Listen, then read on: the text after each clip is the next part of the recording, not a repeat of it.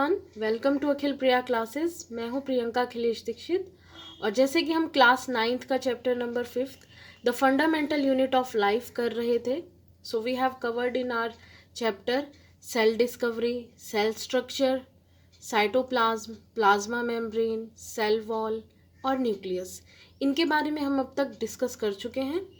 जैसे कि हमने किया था रिसेंटली अपनी प्रीवियस वीडियो में साइटोप्लाज्म के बारे में। तो साइटोप्लाज्म क्या है?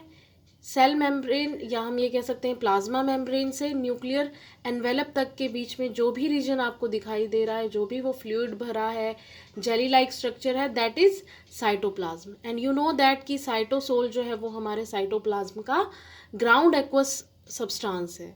ओके, हमने ये पढ़ा था कि साइटोसोल में क्या है, डिफरेंट डिफरेंट सेल ऑर्गेनल्स होते हैं।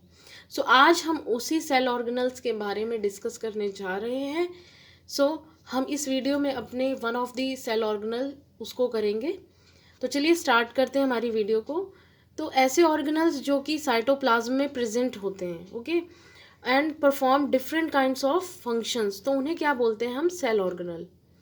अब आपको पता है कि जैसे हमारे पास मल्टी सेलुलर ऑर्गेनिज्म है, अगर मल्टी सेलुलर ऑर्गेनिज्म है यानी कि उसके पास एक से ज़्यादा सेल है।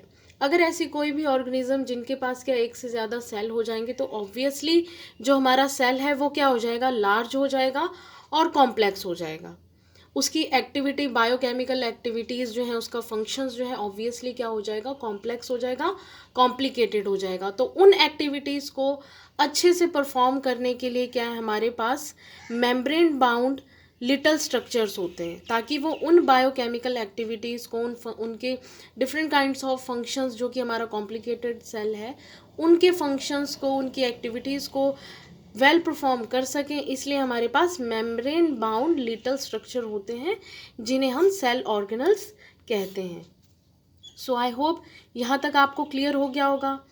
सेल ऑर्गेनल्स आपको समझ आ गया कि हमारे सेल के अंदर different different membrane bound little structure होते हैं जो कि क्या करते हैं, अलग अलग काइंड का, डिफरेंट काइंड्स के जो फंक्शंस हैं उन्हें परफॉर्म करते हैं। आपको पता है कि सेल मेम्ब्रेन जो होती है फॉर द प्रोटेक्शन, एंड जो भी हमारे सेल में एंटर हो रहा है, कोई भी फ्लूइड आ रहा है, जा रहा है, कोई भी मटेरियल जो है हमारे सेल के अंदर आ रहा है, तो वो सेल मेम्ब्रेन उससे क्या करती है? प्रोटेक्ट करती है। जो सेल ऑर्गेनल्स भी होते हैं उनमें भी क्या होता है, एक दूसरे को से डिफ्रेंशिएट करने के लिए, ताकि हर एक सेल ऑर्गेनल अलग दिखाई दे, तो हर एक सेल ऑर्गेनल के ऊपर भी क्या होती है? मेम्ब्रेन होती है। ओके, मेम्ब्रेन जो है उन्हें क्या करती है? कवरिंग देती है, प्रोटेक्शन देती है, और जो भी केमिकल ट्रांसपोर्टेशन हो रहा है उसको भी ईजी करती है। तो आज हम पढ़ेंगे, बेसिकली हम इस चैप्टर में जो है कुछ इंपॉर्टेंट जो हमारे पास सेल ऑर्गेनल्स हैं इस चैप्टर में, क्लास 9th में, ये हम पढ़ेंगे, यानी कि endoplasmic reticulum, Golgi apparatus, lysosomes, mitochondria, plastids और वैक्यूल्स जो हैं हम 9th क्लास में कवर करेंगे। ऐसा नहीं है कि यही सेल ऑर्गेनल्स होते हैं। Apart from these cell organelles there are so many cell organelles inside the cytoplasm, but क्या है, ये इनका क्या है, मेन फंक्शन होते हैं, इसलिए हम क्लास 9th में अभी आपको यही डिस्कस करने हैं। तो आज हम कवर करेंगे हमारा फर्स्ट, यानी कि एंडोप्लाज्मिक रेटिकुलम, उसको स्टार्ट करने जा रहे हैं।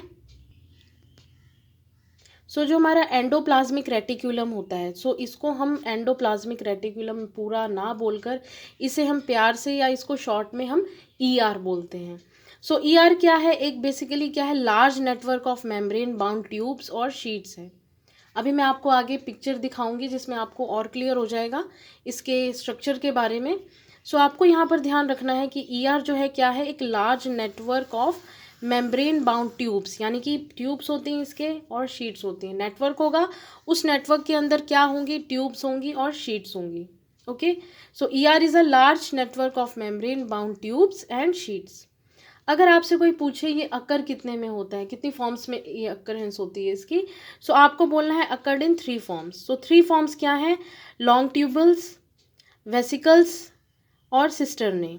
लॉन्ग ट्यूबल्स क्या है? जब हम अभी मैं इसकी पिक्चर आपको दिखाऊंगी जो मैंने रफली बनाई हुई है। उसमें क्या है, ट्यूब्स लाइक स्ट्रक्चर जो है आपको दिखाई दे रहे हैं, तो वो भी क्या होते हैं? ER होते हैं। तो ER में ही हम बेसिकली 3 तरह के जो स्ट्रक्चर हैं वो देखेंगे। तो इसकी अक्रेंस जो है 3 फॉर्म में होती है। तो सबसे पहले क्या है, लॉन्ग ट्यूबल्स, यानी कि ट्यूब्स की टाइप हमें स्ट्रक्चर दिखाई देंगे। ऑब्लोंग बैग लाइक स्ट्रक्चर दिखाई देंगे वेसिकल्स में, और सिस्टर्ने दिखाई देगा क्लोज्ड राउंड शेप के फ्लूइड फील्ड सैक होंगे। इसमें क्या होगा, इन ये क्लोज्ड और राउंड शेप के सैक्स होंगे जिसमें क्या है फ्लूइड फिल होता है। तो ये अभी हम आगे अभी देखते हैं स्ट्रक्चर में। सो बेसिकली आपको यहाँ ध्यान रखना है कि अगर आपसे कोई भी बोलता है कि कितने फॉर्म्स में अकर होता है, तो ये कितने फॉर्म्स में अकर होता है, 3 फॉर्म्स में अकर होता है। ओके, ईआर जो है हमारा 3 फॉर्म्स में अकर होता है, ट्यूब्स के फॉर्म में, वेसिकल्स के फॉर्म में और सिस्टर्ने के फॉर्म में। ये आपको ध्यान रखना है। इसके बाद जो है आप ये ध्यान रखेंगे कि जो हमारा ईआर होता है इसका एक साइड जो होता है वो प्लाज्मा मेम्ब्रेन से अटैच होता है और इसका अदर साइड जो है न्यूक्लियर मेम्ब्रेन से अटैच होता है। वो भी हम अपने पिक्चर में देख लेंगे। सो यहाँ पर आप ध्यान रखिए कि इसका जो एक साइड है वो अटैच है प्लाज्मा मेम्ब्रेन से and the other side is attach with nuclear membrane.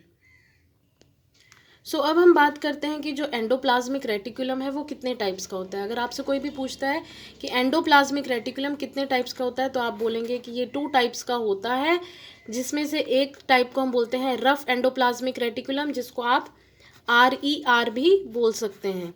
Okay, so rough endoplasmic reticulum. एक होता है आपका स्मूथ एंडोप्लाज्मिक रेटिकुलम, जिसे आप SER भी कह सकते हैं। सो एंडोप्लाज्मिक रेटिकुलम के 2 टाइप्स होते हैं, SCR एंड RER। सो ये आपके माइंड में आ रहा होगा कि इसे हम RER क्यों बोलते हैं, यानी कि रफ़ क्यों बोलते हैं और स्मूथ क्यों बोलते हैं। तो आइए हम देख लेते हैं अपना डायग्राम से। मैं इतनी अच्छी ड्राइंग तो मैं नहीं कर पाती हूँ, लेकिन मैंने फिर भी थोड़ा समझाने के लिए एक रफ डायग्राम जो है वो शो किया है।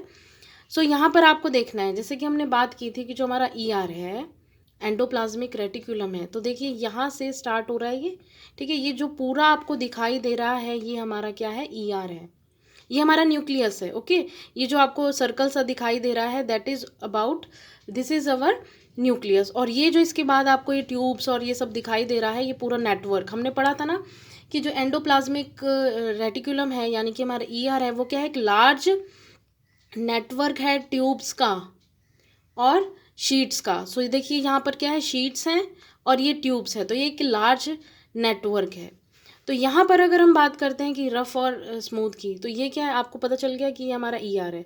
यहाँ से आप देखिए इसका जो एक एंड है हमारे ER का, वो किससे कनेक्ट है, वो कनेक्ट है हमारे न्यूक्लियर एनवेलप से। जो हमने बात की थी कि हमारा एक एंड जो है वो न्यूक्लियर एनवेलप से कनेक्ट रहता है, और जो इसका एक एंड यानी कि यहाँ पर जो होता है वो प्लाज्मा मेम्ब्रेन से कनेक्ट रहता है। मैं यहाँ पे अगर मेम्ब्रेन बना दूँ तो इसका एक एंड जो है वो प्लाज्मा मेम्ब्रेन से कनेक्टेड रहता है। सो एक एंड हमारा हो गया न्यूक्लियर एनवेलप से कनेक्टेड और एक एंड हो गया हमारा प्लाज्मा मेम्ब्रेन से कनेक्टेड।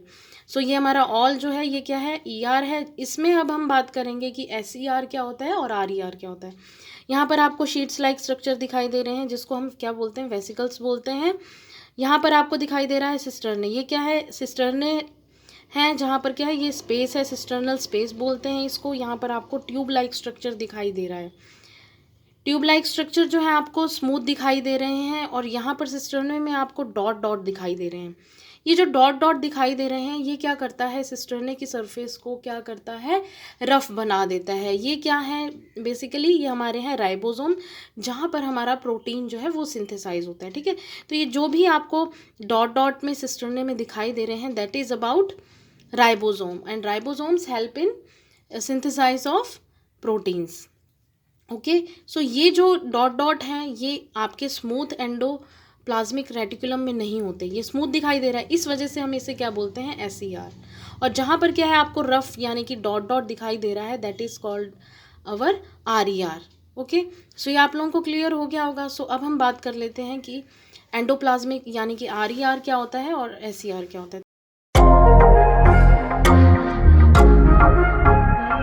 तो ध्यान देना है, RER यानी कि रफ एंडोप्लाज्मिक रेटिकुलम, जहाँ पर रफ है यानी कि हमने वहाँ बात की है कि ये डॉट डॉट जो है वो क्या है, राइबोसोम्स। तो क्या है यहाँ पर सबसे पहला पॉइंट है कि ribosomes present on surface. Yes, हमने देखा कि ये राइबोसोम्स जो हैं वो प्रेजेंट हैं। उसके बाद है कि राइबोसोम्स सिंथेसाइज प्रोटीन, ये राइबोसोम हेल्प करते हैं प्रोटीन्स की सिंथेसाइज करने में। उसके बाद क्या है, ये क्योंकि प्रेजेंट हैं यानी कि जो हमारे राइबोसोम्स प्रेजेंट है इसकी वजह से हमारा जो सरफेस है वो कैसा दिखाई दे रहा है, रफ दिखाई दे रहा है। आई थिंक ये क्लियर हो गया, ये हमने डायग्राम के थ्रू भी हमने समझ लिया था।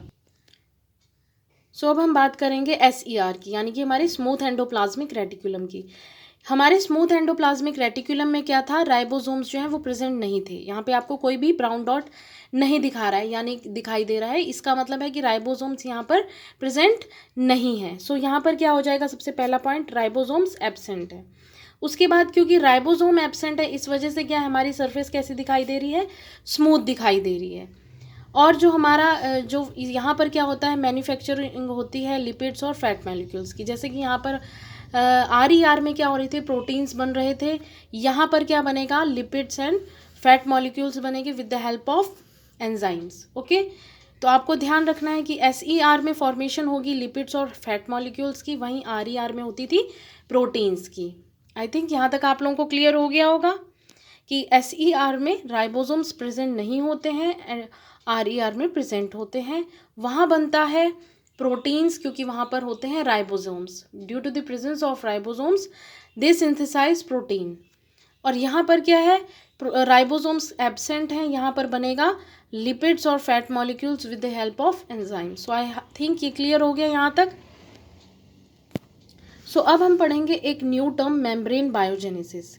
तो जो आपका RER है जिसमें क्या है, प्रोटीन्स होता है, और जो आपका SER है जिसमें क्या है, लिपिड और फैट मॉलिक्यूल्स होते हैं। तो ये दोनों जो है मिलकर क्या करते हैं, they will help in building of cell membrane. Okay, तो ये दोनों जो है यानी कि प्रोटीन्स और ये फैट मॉलिक्यूल्स जो हैं मिलकर क्या करते हैं, हेल्प करते हैं सेल मेम्ब्रेन बनाने में। ठीक है, building of the cell membrane, इसकी में बिल्डिंग में हेल्प करते हैं। इस वजह से इसे क्या बोलते हैं, मेम्ब्रेन बायोजेनेसिस। अगर जेनेसिस से मतलब है, जेनेसिस से मतलब होता है आपका जनरेशन का, फॉर्म करने का, फॉर्मेशन का, इसलिए क्या है, इसमें क्या है, मेम्ब्रेन बनती है, सेल मेम्ब्रेन बनती है प्रोटीन्स और फैट मॉलिक्यूल्स की हेल्प से। इस वजह से इसे क्या बोलते हैं, membrane biogenesis. So I think ये न्यू टर्म भी आप लोगों को क्लियर हो गई होगी। सो अब हम जल्दी से कर लेते हैं फंक्शंस ऑफ एंडोप्लाज्मिक रेटिकुलम। सो इसके फंक्शन क्या है, RER जो है वो क्या करता है, सिंथेसाइज करता है प्रोटीन्स को, वहीं SER क्या बनाता है, फैट्स और लिपिड्स। ये हम डिस्कस कर ही चुके हैं। ER जो है मेम्ब्रेन बायोजेनेसिस वो शो करता है, ये भी हमने अभी जस्ट डिस्कस किया है। फॉर्म्स नेटवर्क सिस्टम, ये हमने स्टार्टिंग में ही बात की थी कि ये जो है क्या करता है, एक नेटवर्क सिस्टम जो है उसको बनाता है। ये भी आप लोगों को क्लियर हो गया। सो ये 4 फंक्शंस जो हैं ये क्लियर हो गए। तो अब हम रेस्ट ऑफ द फंक्शंस उन्हें भी डिस्कस कर लेते हैं। सो जो प्रोटीन्स और लिपिड्स होते हैं वो क्या करते हैं, एंजाइम्स और हार्मोन्स के फंक्शन में हेल्प करते हैं। ER जो है वो क्या करता है, सर्व करता है एक चैनल के थ्रू, जैसे पाथवे की जैसे स्पेस साइड जो है प्रोवाइड करता है for the transportation of materials in between cytoplasm और न्यूक्लियस। तो साइटोप्लाज्म और न्यूक्लियस के बीच में जो भी मटेरियल जो है ट्रांसपोर्ट होंगे उनको क्या प्रोवाइड करता है, चैनल प्रोवाइड करता है, कौन, ER। सो ये क्लियर हो गया। तो साइटोप्लाज्मिक फ्रेमवर्क जो है वो क्या प्रोवाइड करता है, बायोकेमिकल एक्टिविटीज़ के लिए सरफेस प्रोवाइड करता है।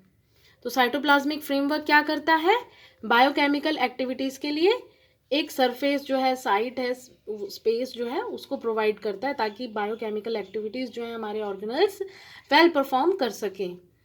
उसके बाद है हमारे पास 8th फंक्शन जो है हमारे ER का, वो है डिटॉक्सिफाई पॉइजन एंड ड्रग्स। सो क्या होता है कि हमारा कोई पर्सन अगर मान लीजिए पॉइजन इनहेल करता है या ड्रग्स लेता है, तो ER का फंक्शन होता है कि उसको डिटॉक्सिफाई कर दे। डिटॉक्सिफाई इस वजह से करता है ताकि हमारे जो अदर सेल ऑर्गेनल्स हैं वो डैमेज ना हो सके, अपने फंक्शंस को प्रॉपरली करते रहें। सो ये क्या करता है, डिटॉक्सिफाई करता है अगर कोई भी पर्सन पॉइजन या ड्रग इनहेल करता है। तो ये है हमारा ER के फंक्शंस। आई होप ये आप लोगों को क्लियर हो गए होंगे। सो अगर आपको वीडियो पसंद आई है तो प्लीज़ वीडियो को लाइक करिए, फ्रेंड्स के साथ शेयर करिए। कोई भी क्यूरी है या कोई भी सजेशन है आप मुझे कमेंट बॉक्स में ड्रॉप कर सकते हैं। एंड प्लीज़ मेरे चैनल को सब्सक्राइब करिए अगर आप मेरे चैनल पे नए हैं। And thank you for watching this video.